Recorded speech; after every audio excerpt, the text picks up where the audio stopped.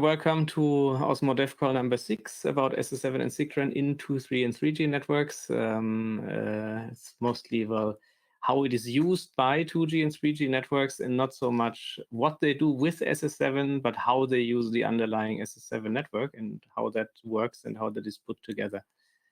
So this talk is about SS7 basics, such as links, link sets, MTP, point codes, routing, ASPs, ASs, and so on. Lots of other acronyms with multiple 2 to 5 digits, I think. We will not be speaking a lot about the applications that use SS7, like TCAP map, CAP, BSS map, and so on in cellular networks. We will also not be talking about, at least not a lot about security topics. So this really is let's say the bottom half of SS7, or I would say the bottom 2/3 of SS7 that will be covered here. Just slightly increase the font size since we have the screen real estate. So if we look at this, oh, that was too large.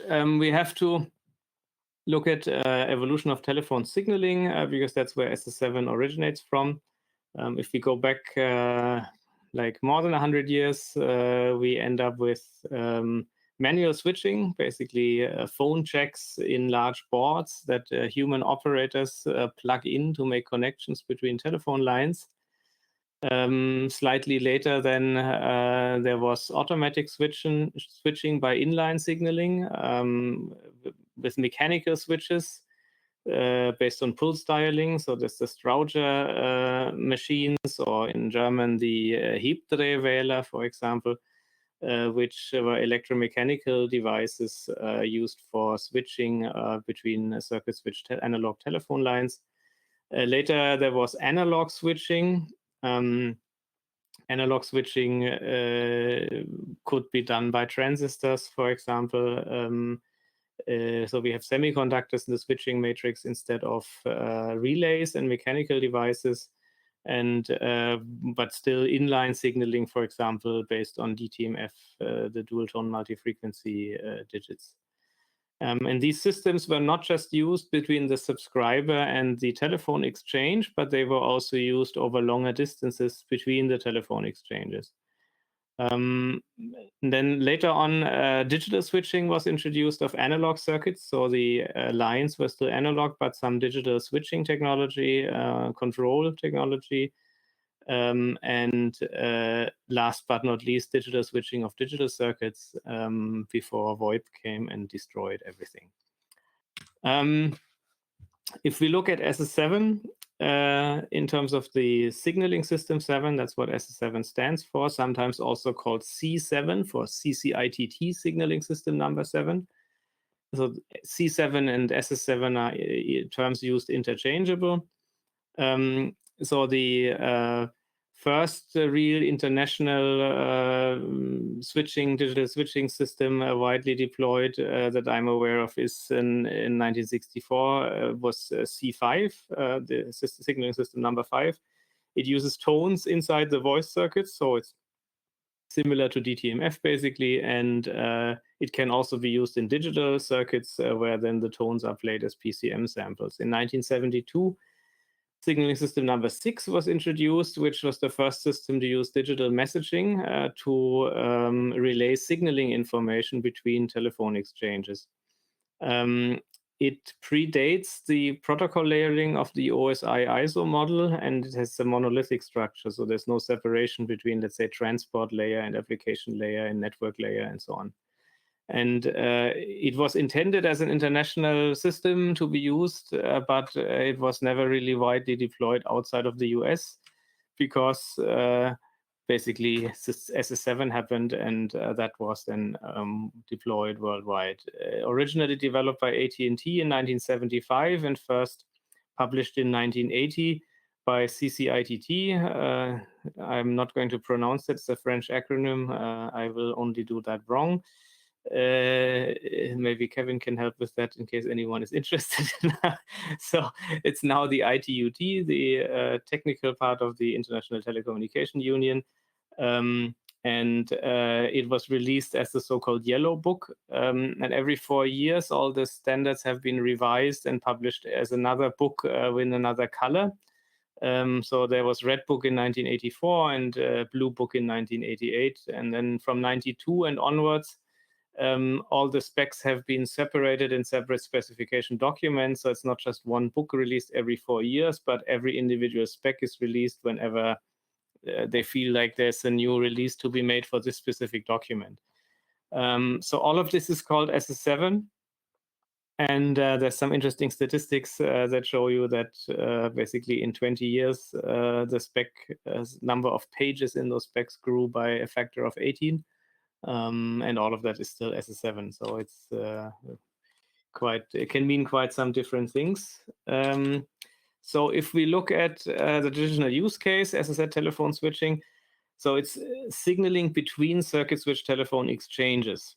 And that signaling happens adjacent to the circuit switch telephone lines. So it was never something that is used towards the end user. So a subscriber or an end user doesn't speak SS7. It's the telephone operator internally or multiple telephone operators among each other that exchange signaling information by SS7. So in the diagram you see at the bottom, you have subscribers at the left and the right end. In this case, these are ISDN subscribers. They use Q931, also known in Europe as Euro ISDN, as a signaling protocol towards the telephone exchange or telephone switch.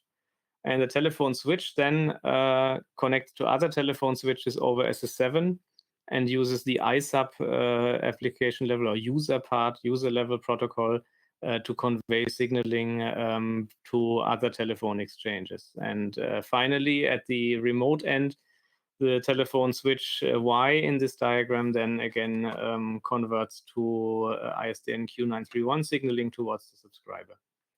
So it was never set on these subscriber interfaces, but between telephone exchanges and for circuit switch telephony. So we have to put this in context. This is at a time where IP maybe existed on paper, but not widely deployed. And also the classic telecom operators, the circuit switch world, never really thought that, I mean, they had their own world and their own systems and everything was circuit switched and there's no IP or packet-based interface between those elements. In terms of the protocol layering, as I mentioned briefly already, SS7 was the first signaling system to employ protocol layering based on the OSI ISO model. And we have mainly the MTP, the message transfer part, as the lower level or lower part, which is further subdivided. We will look into that. And then some initial user parts on top of that. The user parts are identified by the EUP at the end. So we have TUP, the telephony user part. We have ISAP, the ISDN user part. And those user parts then are, let's say, application-specific protocols that use the means of the underlying message transfer part to get messages relayed between telephone exchanges. Later, there were some other protocols added, like SCCP and TCAP. We will get to that slightly later. So in terms of the nodes and addresses in those networks, all of the nodes in an SS7 network are so-called signaling points. So an SP, any element that somehow speaks SS7 is a signaling point. And each such node or signaling point has at least one so-called point code, which is the address inside the SS7 network.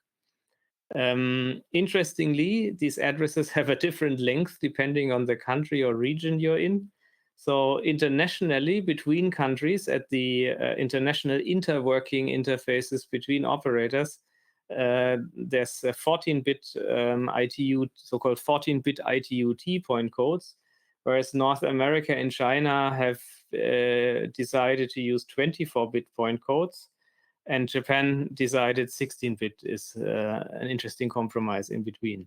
I'm not sure how that came about. But in any case, that is how it is. So basically, you have the same signaling system, but different lengths of addresses depending on where exactly it is spoken.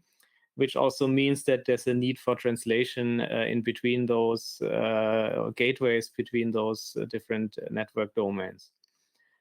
Which brings us to sort of the type or the network indicator inside associated with point codes. The point codes can either be international, or they can be national, or they can be reserved. There's actually two reserved types. And this is a bit to separate those different addresses. If you think of IP networks, then we have one space of IP well, IPv4 in that case, one space of IPv4 addresses, and basically some parts of that, like the 192.168.0.0/16, have been designated for private networks. In SS7, it's different. Sort of the indication what type of point code this is separate and is next to the address. So you have the full, let's say, we talk about international format, ITU format, 14-bit. So you have a full 14 bits for international point code and another 14 bits for national point codes in every nation. And then you have additional 14-bit addresses for internal or private networks. And they are not basically inline divided like IP addresses, but there's an external property that indicates what type of point code a point code is, whether it's international or national.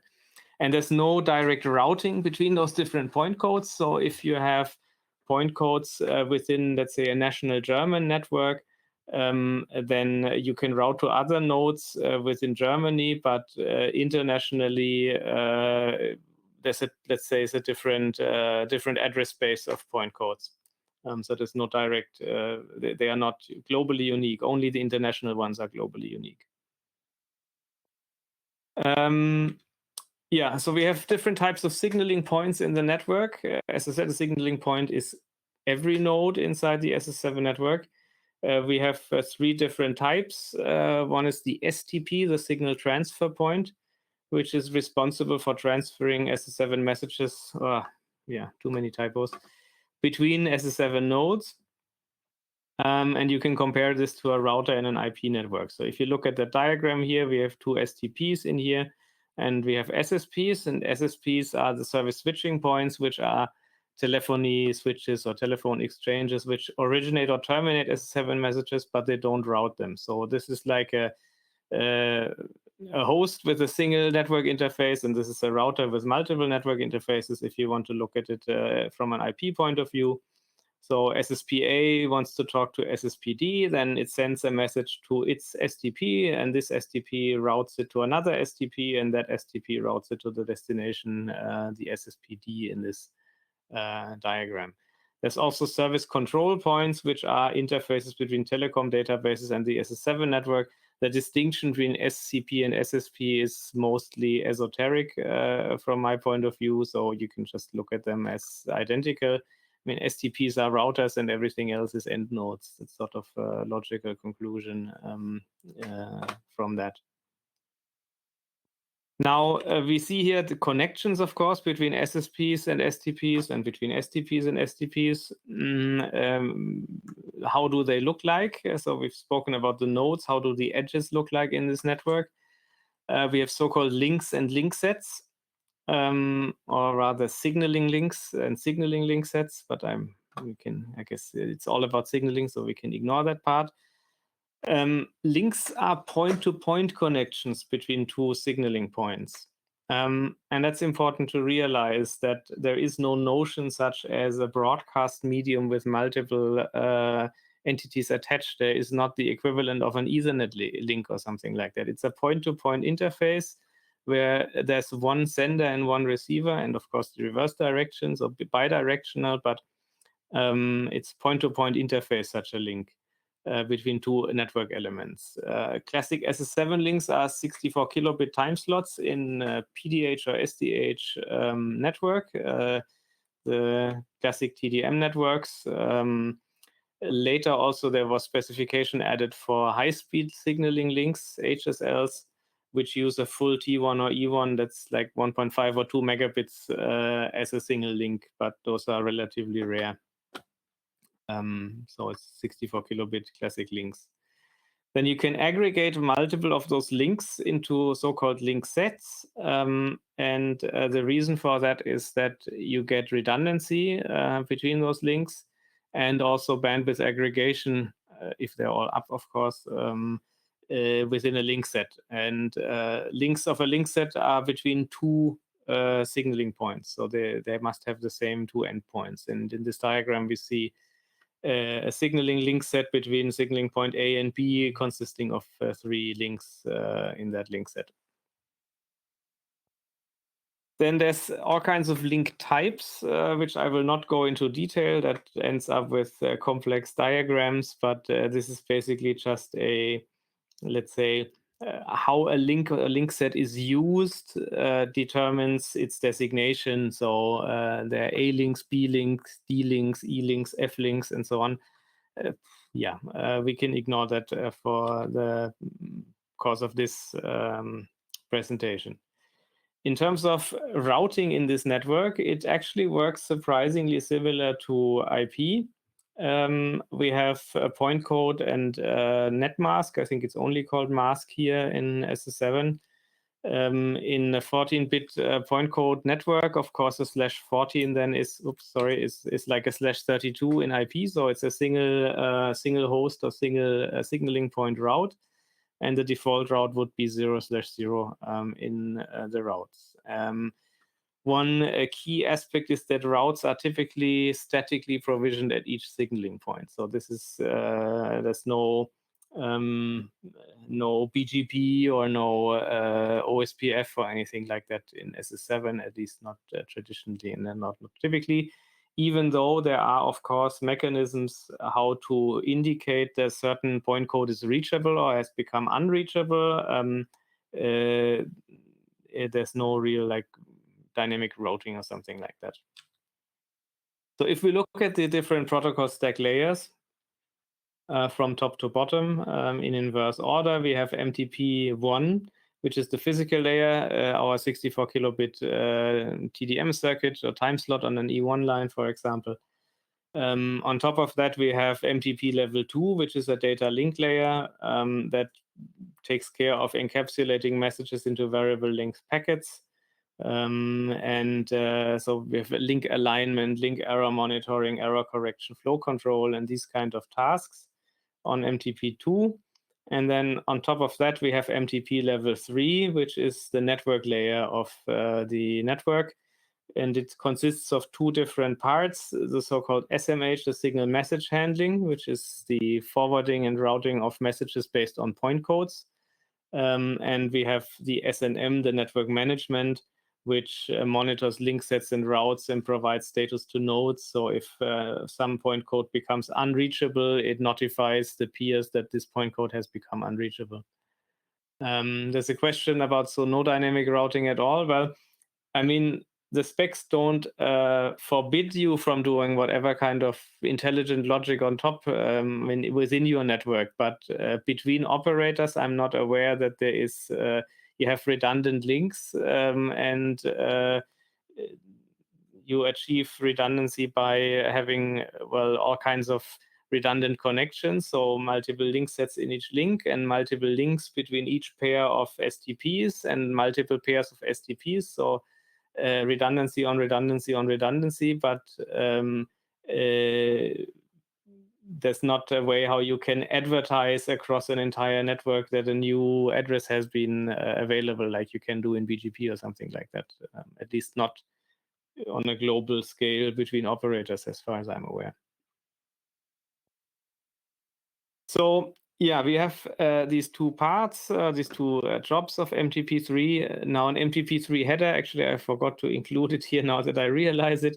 It consists of an origin point code, an OPC, and a destination point code, a DPC, the network indicator, and some other bits here and there. But mainly it's the, like in an IP header, you have a source and destination address. Here it's an origin and a destination address. And it's a 14-bit point code in those messages. And when the messages are received here, it's like IP routing. So STPX receives a message for a certain destination point code. It consults its routing table, it reaches a routing decision, and then it decides to which other STP or SSP to route the message based on the routing table. So nothing different there. Yeah, so the first user parts on top of MTP that were deployed in 1980 is the TUP, the telephony user part, and then later the ISAP, the ISDN user part, which are signaling protocols for signaling of analog telephony or ISDN telephony calls. I think TUP, I'm not an expert, I don't work at operators, and maybe there are some countries that still use it. ISAP you still see quite a bit in terms of signaling, also related to cellular networks, but TUP, I'm not aware how wide you would still find it today. Both of those work directly on top of MTP3, which means the only addresses that there are to route those messages are the point codes, and so every switch needs to have its unique point code, and you can route the messages to those different point codes. We'll not look into those in detail now, because we want to look at some of the other protocols that are more relevant to cellular networks. There is, for example, the SCCP, the signaling connection control part, which operates on top of MTP3. So you have MTP1, MTP2, MTP3, and then SCCP on top. And as you will notice, it is not a UP, not a user part like TUP or ISAP, but it's an intermediate layer that represents the OSI model layer 3, the network layer. It provides the transport of so-called non-circuit related signaling. So it transports information that is not about a circuit switched telephone call, even though it uses the same signaling network. There's split between two functionalities, the so-called connectionless transfer and the connection-oriented transfer. Connectionless, you can compare a bit to UDP. You have datagrams that are sent from source to destination. There may be response datagrams, but no abstraction of a connection. Connection-oriented transfer, you cannot really compare with TCP because it is not a stream. It's individual messages, datagrams, but with the notion of a connection that is established, and then you have messages both ways, and it is torn down at some later point. It adds an additional layer, SCCP adds an additional layer of highly flexible addressing on top of MTP, where MTP only has point codes. SCCP has SCCP addresses, which we will look at shortly, what those are.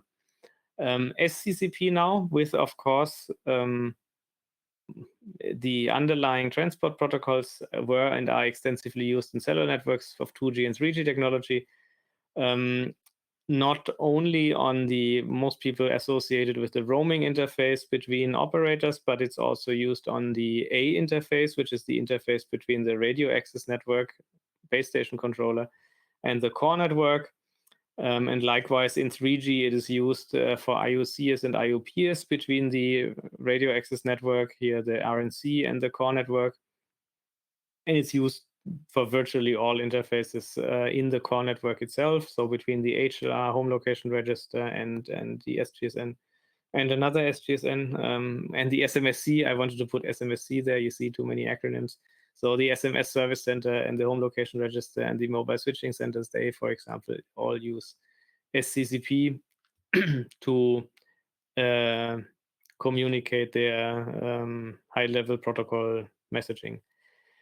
So SCCP addresses, they can be, and that's quite strange. I've never seen anything like that in any other protocol. Normally, you have a protocol, and the protocol has one type of address. You know, Ethernet has MAC addresses, and IP has IP addresses. But SCCP, you have addresses that can be, well, it could be just a point code, or it could be just a subsystem number. A subsystem number, you can think of, let's say, a TCP or UDP port number. The SSN indicates what is the next higher level protocol, or what is the user on top of SCCP. So you demultiplex based on that. Or it can be global titles. And global titles now you can think of as telephone numbers, but on steroids somehow, different types of telephone numbers, or things that look like telephone numbers but are not telephone numbers. Let's say sequences of BCD digits, could also be IMSIs, for example, and not just telephone numbers in there. So you can have an SCP address that contains either 1 or 2 or 3 of those above. And then in addition to that, the address specifies whether routing should be performed on point code and or subsystem number if they exist, or if routing should be done based on the global title in the message. And that now offers a lot of flexibility in many ways in which things can go wrong. It can be confusing at times. Now, one additional oddity in SCCP is if you look at connection-oriented SCCP, unlike IP networks, the calling party address is only visible in the connection setup. So think of something like TCP, where you only see the port numbers in the SYN packets, and then in all the SYN-SYNAC in the setup handshake, and then later on there is some other number that is dynamically allocated that is used to identify the source and destination. And to make things worse, the individual datagrams within a connection you only see the destination local reference, so basically where it goes to. You don't even see where it comes from. So a lot of information is not present in the messages, which is generally something you see a lot in circuit switched networks or circuit switch technologies. Unlike in packet switch technologies, where typically you have all the address information in each packet, the source and the destination, so you always know where it's coming from and where it goes to. Built-in privacy if you miss the call setter during interception. Yeah, I think the only reason why they did this that way is that SCCP addresses can be relatively large. I mean, if you think of, let's say, a fully qualified international telephone number, one for source and one for destination, plus some additional bits, so the addresses get relatively large. And this is all spoken over 64 kilobit links. So I think it's mostly you want to squeeze and remove every byte that you don't need to transfer, you don't transfer, to ensure you don't overload your signaling links.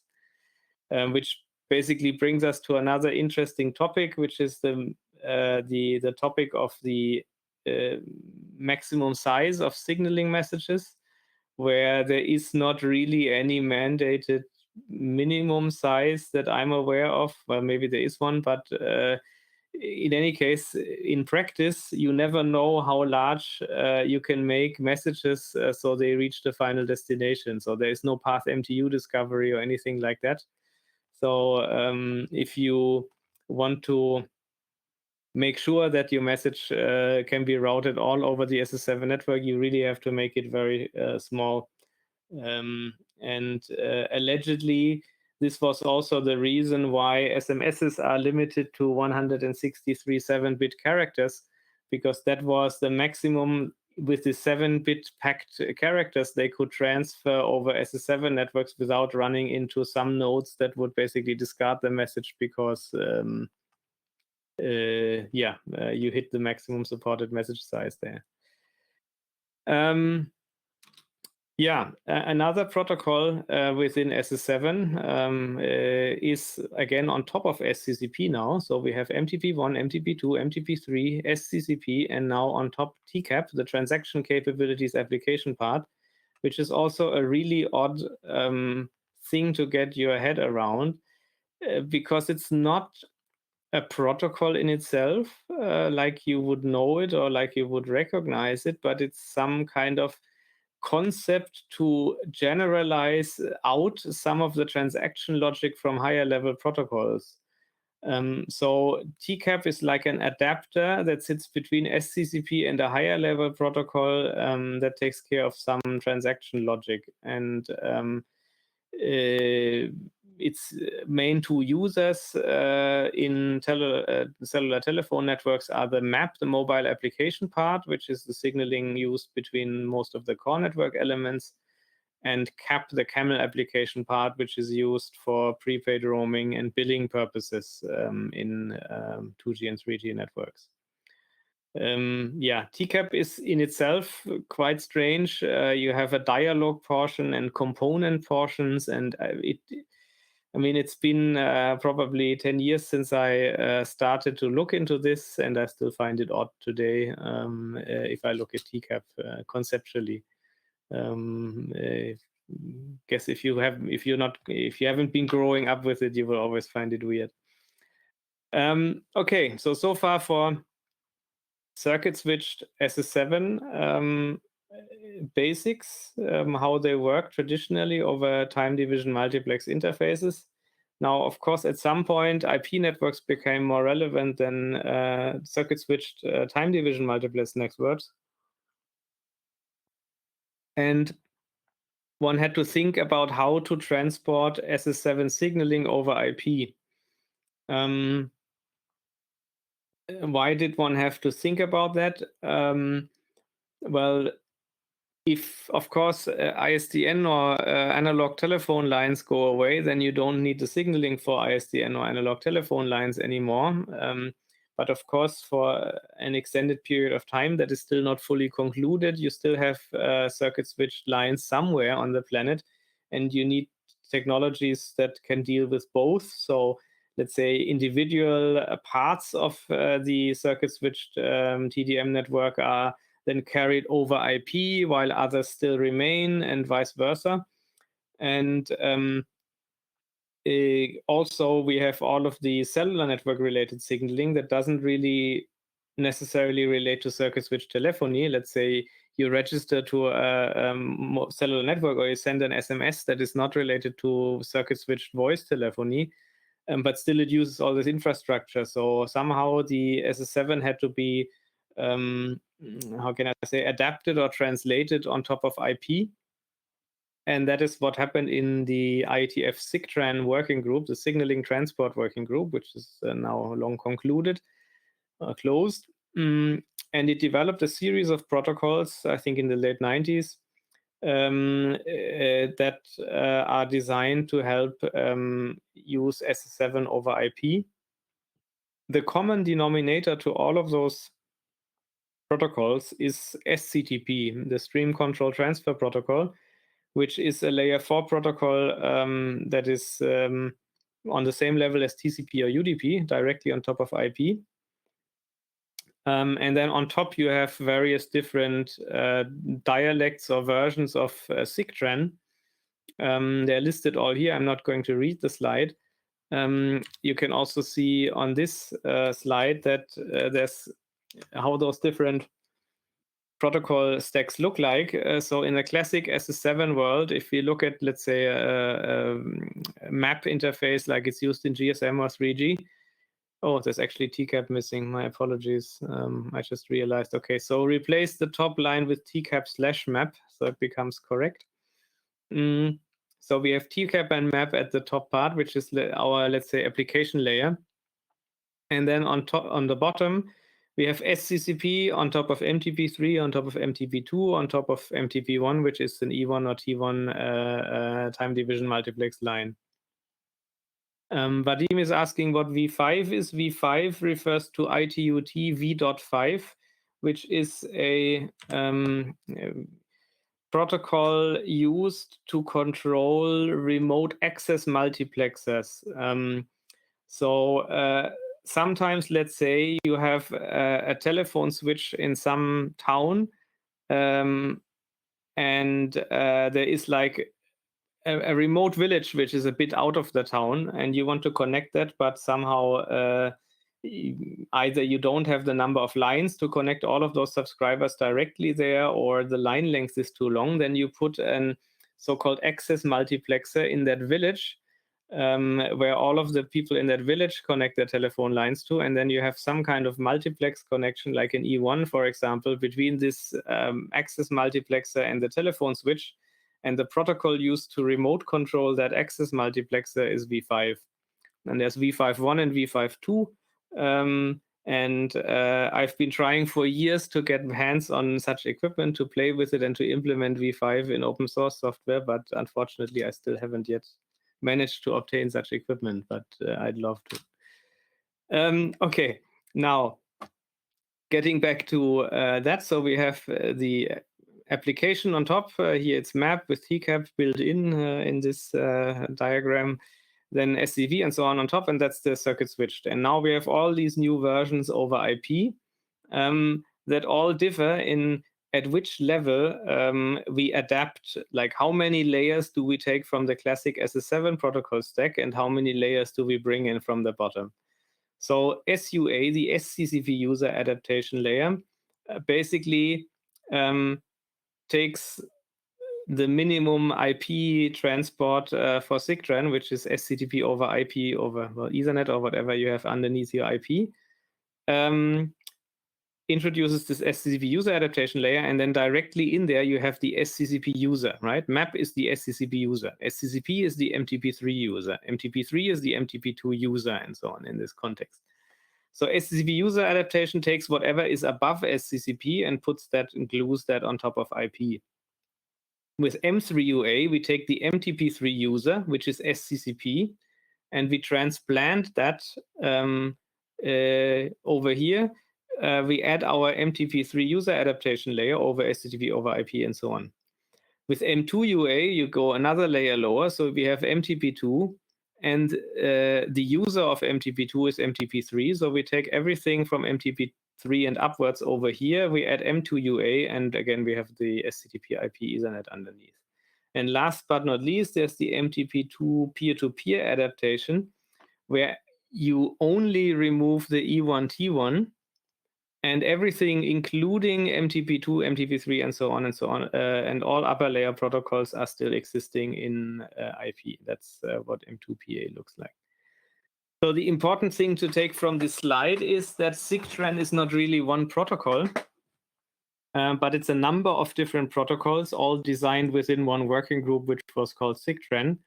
And some equipment now implements M3UA, but not M2UA, or this or that, or whatever. So for example, I think in Cisco ITP, you have SUA, M3UA, and M2PA, but no M2UA. And in some other, so you have to find whatever is the common denominator between the equipment to interconnect.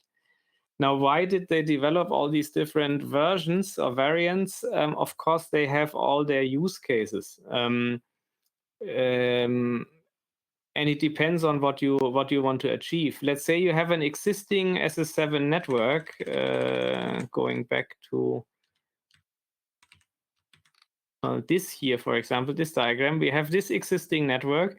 It used to be connected all by TDM lines, and now for whatever reason we want to remove this TDM line, and we want to replace this connection here between those two STPs with an IP-based transport. But we want to keep the STPs like they are, and we want to keep everything else the same.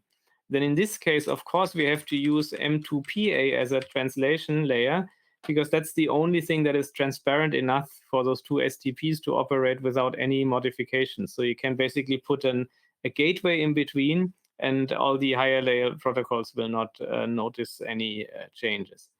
If you want to connect some IP-based service to an existing SS7 network, then of course you will use one of those two, the M3UA or SUA adaptation. And since, for example, with SUA, yes, you can use it with a map-based application. But if you wanted a TUP or ISAP adaptation, TUP or ISAP runs on top of MTP3. It doesn't have SCCP. So where there is no SCCP, there is no SCCP user. So it means you cannot use SUA to translate those protocols. So they all have their explanation. It's not just some random, they couldn't agree on a spec, so they specified 5 different ones, but it is indeed all makes sense. So now let's look a bit at some of those individual protocol layers in SIGTRAN and some of the concepts. SCTP itself is a layer 4 IP protocol at the same level of UDP or TCP or ICMP for that matter. It has source and destination port numbers like UDP or TCP. It is datagram oriented like UDP, but you have reliable delivery, which makes it very interesting. That is sort of like TCP, but then TCP is a stream that doesn't preserve message boundaries, so it is not like TCP. So it's really UDP with reliable delivery. It has built-in support with multi-homing. Multi-homing means you have multiple IP addresses on either side of your SCTP.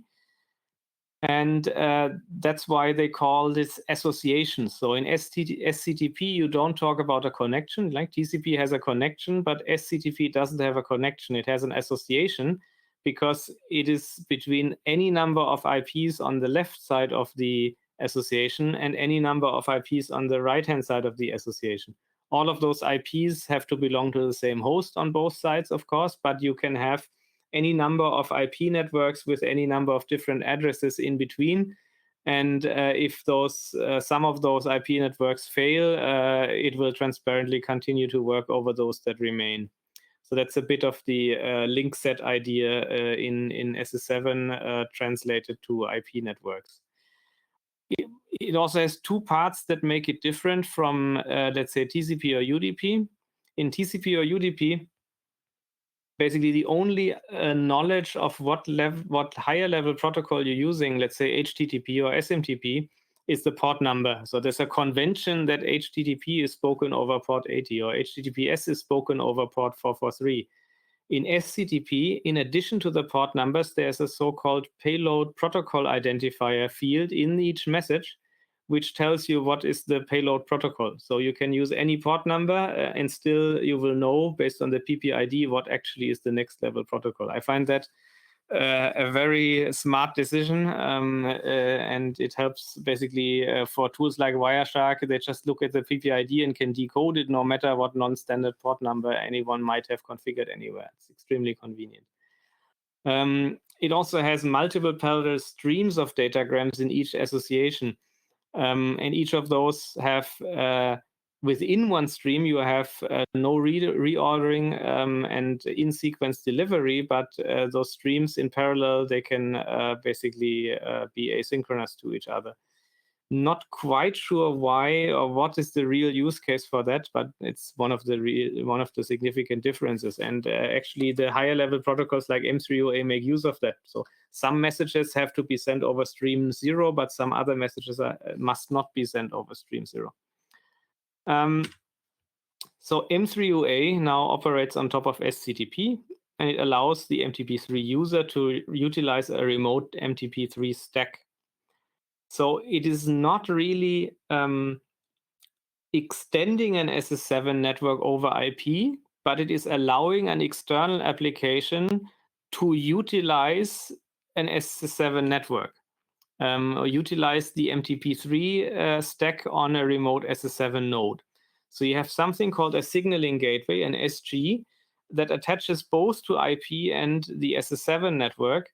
And then you can have any number of applications in the IP side that can remotely use the MTP3 and underlying stack of the signaling gateway.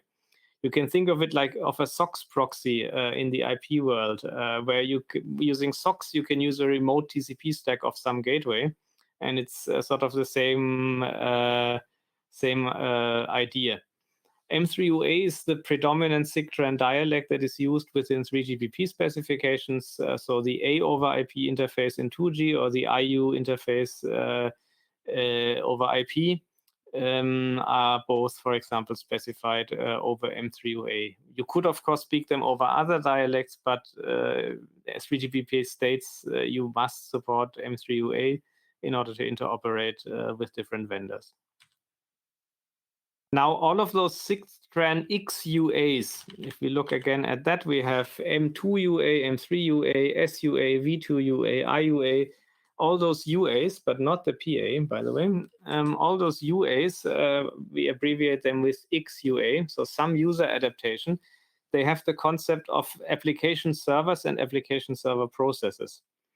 Now, an application server is a remote SS7 user application. So, for example, you implement a home location register that is the subscriber database for 2G, 3G networks. And you want to connect that to a signaling gateway, then this HLR is an application server. And it connects to this signaling gateway to connect with SS7. An application server is associated with what's called a routing key. Now, a routing key is, for example, a point code and or subsystem number. So in the signaling gateway, you configure point code 23 with subsystem number 8, for example, gets routed to application server X. So any message that SS7 message that arrives at the signaling gateway, which matches this routing key, are then translated and passed to this external application server in the IP domain. What you can specify as a routing key depends on which X in XUA you're using. So in MTP3, of course, you can only use point codes and subsystem. No, not even subsystem numbers. Actually, you can.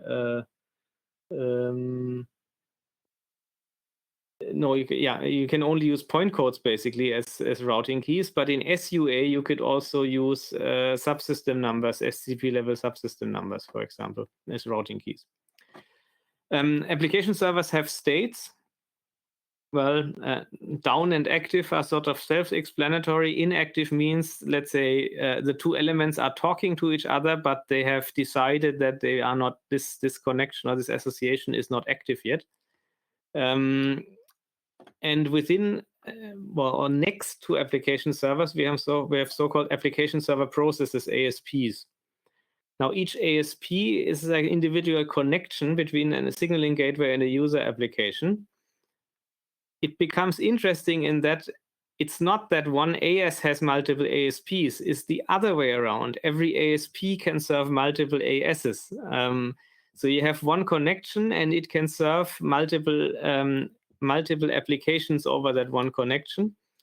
And then you can have multiple of those connections, meaning multiple ASPs serving one or multiple application servers in order to achieve redundancies. It's quite interesting complexity that they have hidden in there. In the end, you normally, at least in those use cases that I have seen, you only have one AS served by an ASP. And we will see the relation between those two in the next slide, where we talk about traffic modes. So the traffic mode of an application server determines the message handling in the SS7 to application direction. In the override traffic mode, you have one ASP that is active and all the other ASPs are in standby. So basically, it's just a hot standby kind of scenario where you have multiple ASPs, meaning multiple connections for your one application, and one of them always is active. And if the active one goes inactive or down, then another one becomes active. Or likewise, if one of the inactive ones decides to become active, all the others go inactive. Load share is then a distribution of messages across all the active ASPs within one application server. Of course, for load sharing, as the name implies. And there is a broadcast as well, which is to send copies of each message to every active ASP. So basically, every incoming SS7 message is duplicated any number of times, and a copy of this is sent to each of the ASPs within an AS. Not sure where the broadcast really is used other than some kind of debugging, let's say a mirror port in a switch sort of at a different level.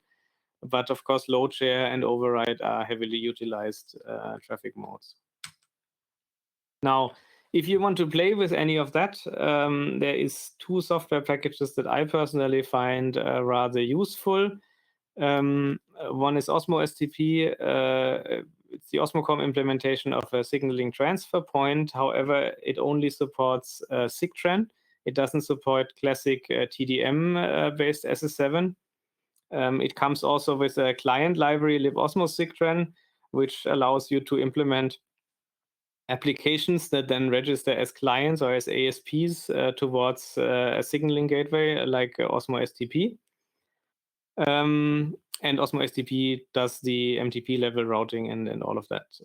The other one is Yate, which some people may know as a like PBX or soft switch software in line maybe with use cases that people would normally or more frequently do with asterisk or free switch.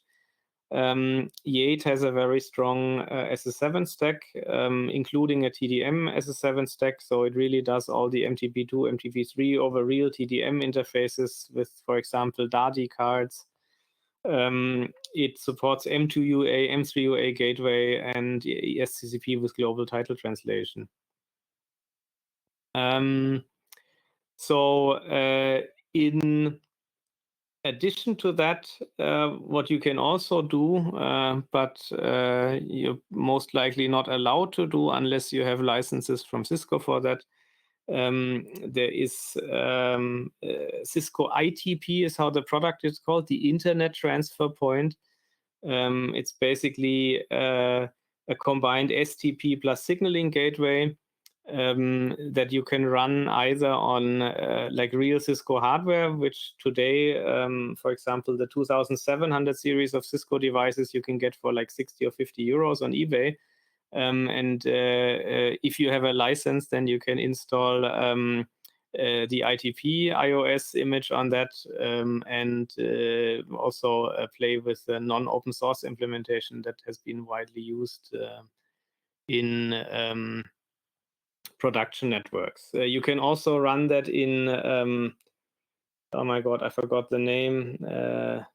There's a software emulation of this MIPS-based Cisco equipment. I forgot the name. Maybe somebody can write it in the chat. It's been too long since I last used it, but the Cisco ITP images can also run in that Dynamips exactly in this emulator. That's also a way to use to play with STPs in a virtualized environment without having to buy bulky, large hardware. Yeah, and with that, we come to the end of file. That was my tour through SS7, the lower layers as it is used in the 2G and 3G networks. Do we have questions? The questions now are still on the record part of the recording. In a few minutes, I will switch it off, and then we can also still have question discussions which are not on the recording. I have a question about the, what was it, the SCCP connection functionality, the transaction functionality. So connection-oriented SCCP. Yes. Does the whole SP chain does to know about this transaction?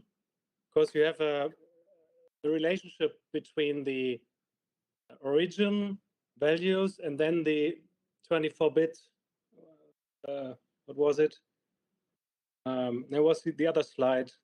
You mean the 24-bit local and local reference? Yes. Where is it? Local remote reference. So if you imagine you have a chain of like 10 machines, 10 signaling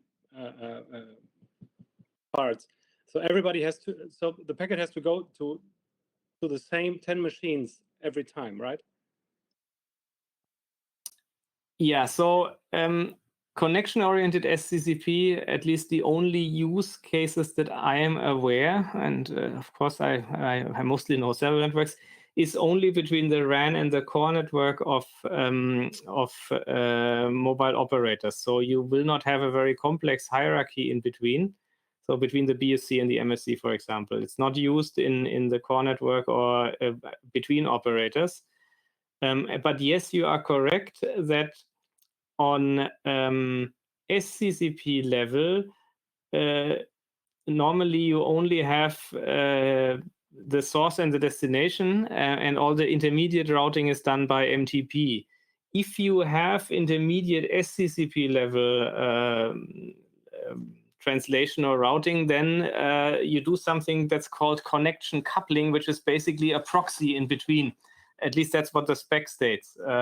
We've not implemented that. There was never any need for it. But then basically you would have multiple, like wherever you can route you at MTP level, you have a connection, an STCP connection, where the point codes are sufficient to route those messages in between. And whenever you basically get outside of that domain where you can route, you have this connection coupling in an STP and then another STP connection at the other side.